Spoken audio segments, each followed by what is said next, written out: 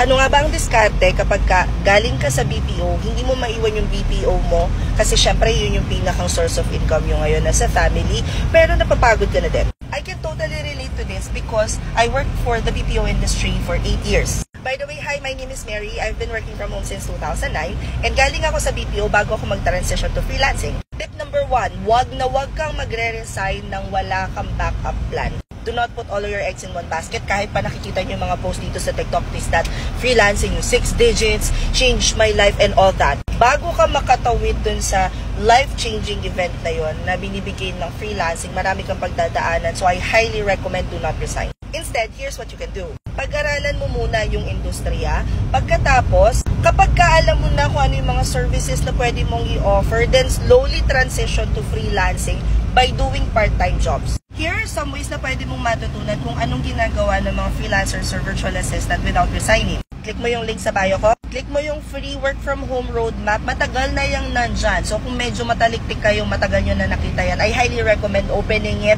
using your computer and kumpleto yung guide na yan. You can also check Coursera, Udemy, HubSpot. Marami dong ino-offer na courses. Depende sa kung anong niche or market yung gusto nyong pasukan. But if you want to be a generalist, yung work from home roadmap na yun, sapat na. Next, once you have a better understanding of what freelancers or virtual assistants do, that is the time na i-prepare mo naman yung sarili mo. So, handa na ba ako? After mong ma-prepare yung sarili mo, punta ka naman sa equipment. May equipment ka na ba? Laptop or computer? If wala pa kayong equipment, meron akong tip na ibibigay sa inyo after this video. Check nyo na lang. Tapos, ang next na nun is you start learning even if you're already earning. Ito na yung gagawa ka ng resume mo, ng cover letter, portfolio kung kailangan. Kung hindi naman, edi kahit wala muna yon. And then profiles nyo sa mga freelancing platforms such as Upwork. I highly recommend Upwork, lalo na kung bago pa lang kayo.